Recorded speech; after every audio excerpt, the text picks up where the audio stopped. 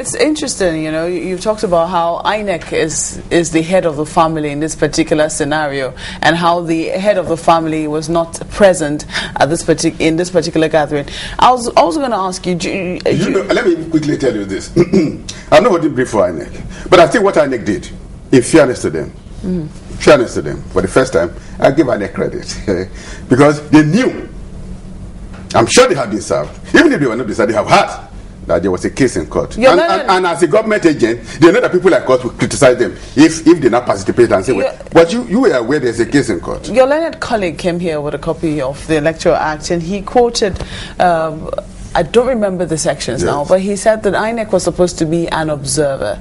And he used the word, I think there, the stress or the emphasis was on May. They were supposed to be there, or they should be there on a voluntary basis. As it's not a voluntary basis. It's not. They are supposed to be there as observer. When you say somebody is supposed to be there as observer, not compulsory. Is it not to be there to ensure that things work out in accordance? There's a differentiation between an observer and a monitor when it comes to election terms. So that a monitor can actually interfere in the processes if the things are not going right. A monitor can actually intervene in them, but an observer is just there to observe. You just go there and look. Yes. If the law says you should go there as observer, is that the reason why you should not even invite him as that observer? Maybe he was invited, but let us take him by words. According to him, he said INEC was playing safe.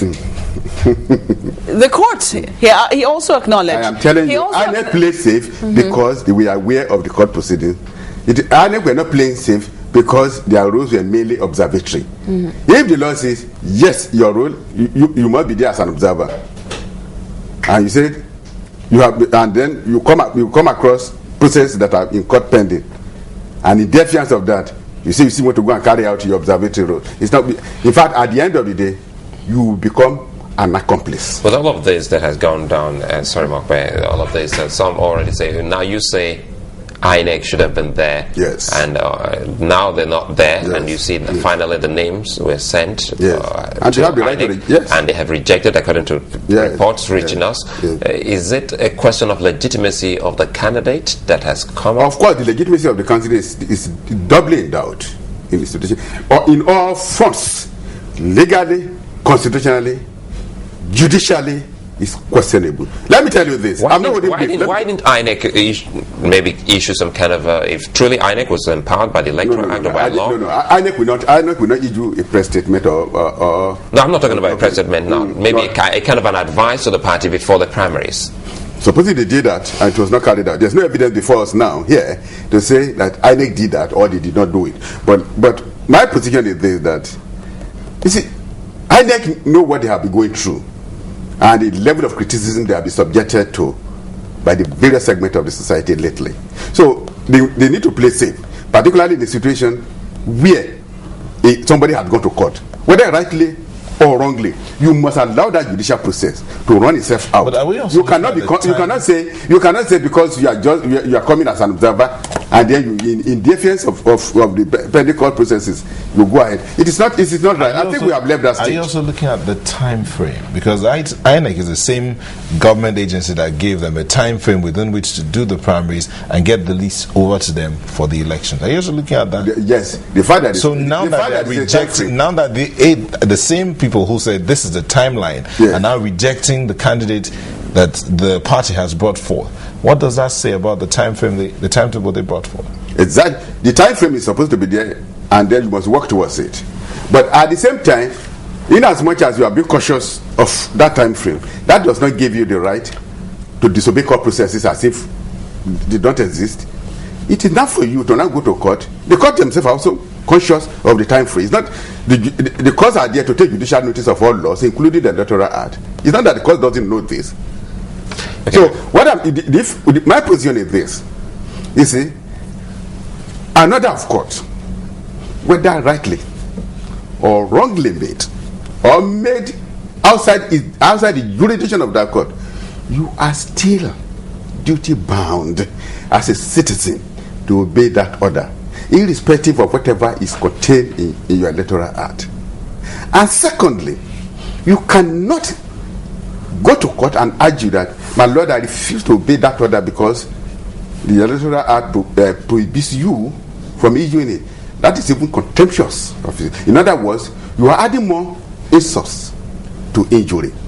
So what you do in a situation like that is to go back. What the law says is that, like Justice Kawede said, Justice Kawede and the former Chief Justice of the Federation, Bello, they repeated that principle as far back as 1988 in the Fasamis case. In that Fasamis case, they said, look, once another has been given, rightly or wrongly by the court, you must obey it. Then you go back to the same court that has issued the order and ask the court to set aside, or you go to appeal court and ask the court of appeal to set aside that order because the order has been vitiated, or the order has been afflicted with unconstitutionality, illegality. Then you will be hard. But you cannot remain aloof and say, I'm not going to obey it, and then begin to further act in contravention of that order. That is what has happened. That is the scenario that has played itself out in Bayelsa. And I can tell you that the case law is very clear on that. And that is what the whole case of Aladik Bemi versus Pasamadi, as far back as August 1988. Nigerian Weekly Law Report Part 81. That was what that case, the Supreme Court case, decided from A to Z. I think we have left that stage. You say we have left that stage. Good enough. They better seek wiser counsel. The truth about it all is that another learned colleague of yours will come and he will have, say, well, you can have in contravention of something different from you. That's why people are a little bit confused as to the word. Oh, that's why I brought the law here, so that nobody. We'd like to thank you so much. We are not talking off air. Well, that's it. As far as I'm concerned, no court will accommodate what the PDP has done in Bayelsa. It's a constitutional nullity and it cannot stand the test of democracy. Don't forget the fact that I'm not interested in who wins the primary, but the fact is, let the people of Bayelsa decide who will govern them, because the Constitution of Nigeria says sovereignty belongs to the people. Sovereignty does not belong to PDP alone, does not belong to the federal government, does not belong to Aso Rock. It belongs to the people of Nigeria. Let Bayelsa people decide.